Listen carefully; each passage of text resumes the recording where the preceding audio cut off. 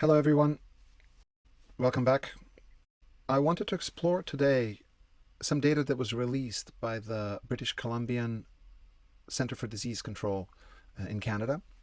We are in May 2022 right now, and the data that was released was for the entire month of April.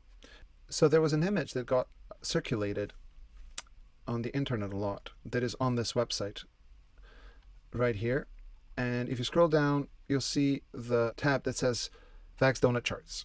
And when you click on there, you will see this image right here. I just wanted to have a quick look at it. I wanted to do some observation of some of the official data that is being released by the Canadian provincial government, in this case, British Columbia. And I will be doing some very straightforward math with this.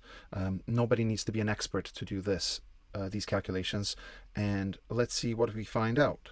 So this is the donut charts that they've been working with, and right off the top you can see that we've got an entire population of 5.3 million people. What I'll do is I'm going to purposely draw right off the top a nice little circle here.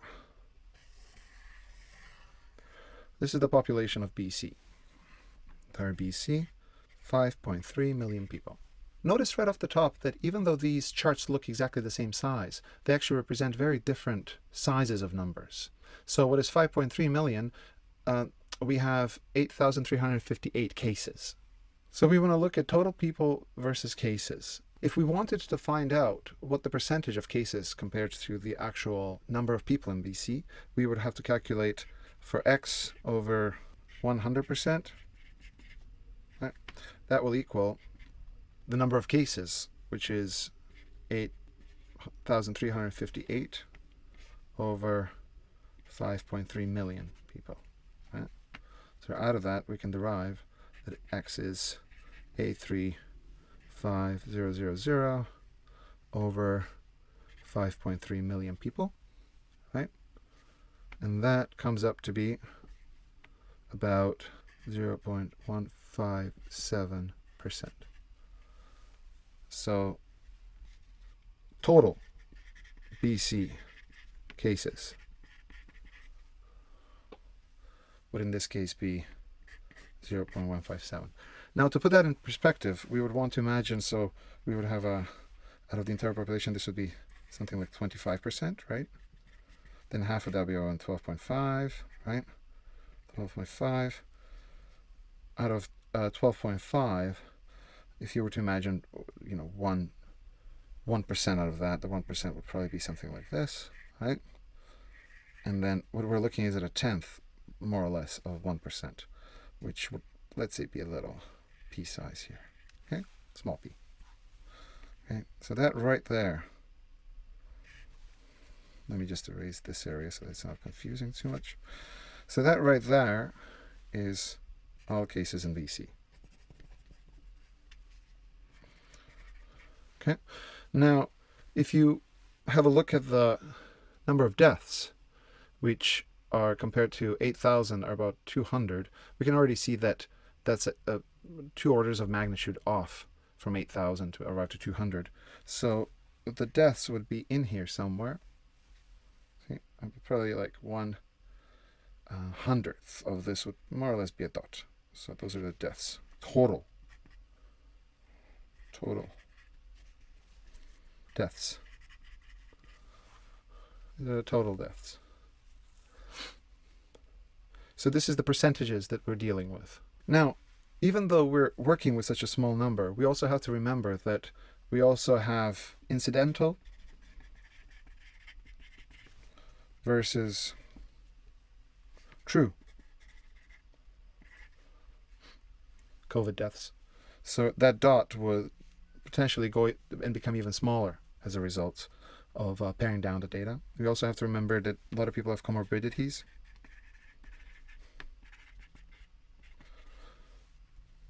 What that means that we could get biased data, because the people who we're looking at in this entire picture are mostly people who are elderly and not younger people. So that dot right there is actually data mostly for the elderly demographic. So I'd like to just really point out that the entire vaccination program and the entire global pandemic response with all the masking and the mandates and the lockdowns are over this one dot right here out of an entire population of BC. And now let's have a look at the claims of what would happen if people were not vaccinated. Okay, the way I'll tackle this through one commonly argued way, which is to point out that these 7%, this 7% right here that we have is about, so non-vax deaths are 7%, which when it comes out of 204 people equals to about 14 deaths. So the argument would be whether we're doing all this to prevent 14 deaths, essentially, that are not vaccinated. However, there's another way of looking at this issue from what would have happened if nobody got vaccinated angle. And the claim is that if we hadn't vaccinated everybody, that the amount of deaths would have gone from this dot, and it would have been of orders of magnitude, so maybe something like this. Like so. And the claim is that this bubble would burst, and people in this entire group that were not unvaccinated would have died. So the way to look at this would be to look at what we seem to have as a control group here, which is these right here, 14% unvaccinated people. Because 14% is a very large percentage for a scientific study, considering that we are even here working off of 8,000 cases to derive conclusions and post it directly on the government's website. So 14% unvaccinated people is a very large sample size to see what happened to them. And currently we have 14 deaths right here out of the 14%. You can just extrapolate from there and think, so out of 100%, you divide by 14% to see how many times does the number 14 contain 100, and we got number 7.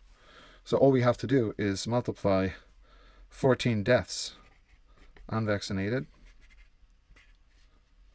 times 7. And the number that we arrive is 98 people.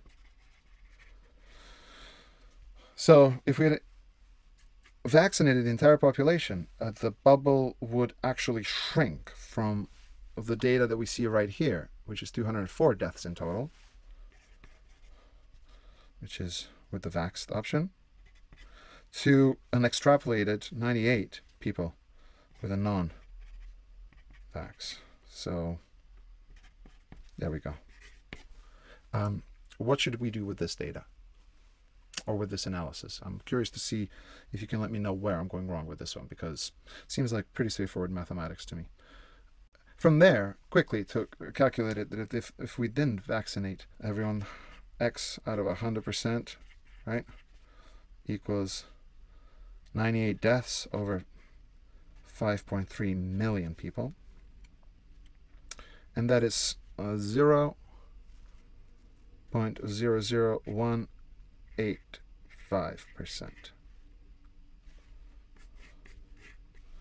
That's what the result would be if we didn't vaccinate anyone. And that is basically the dot that we're looking at, the half a dot that we would be looking at over on this chart right here. Okay.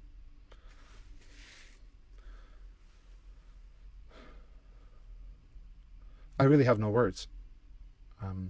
I'd love your comments. I'd love you to ask people in your life what they think of these numbers and how they calculate them and how they would explain the discrepancy, because usually the argument is such that if we hadn't vaccinated everyone, it would explode. And I've done a few more videos that I posted on this channel that already explored the discrepancy between the claims of what could happen and what just keeps not happening, according to basically claims that more and more people are going to be affected by this, and the numbers seem just very, very small. And there you have it. Thank you for listening again. Would love to hear your comments. Subscribe if you feel like it. And this is the viewer taking a closer look.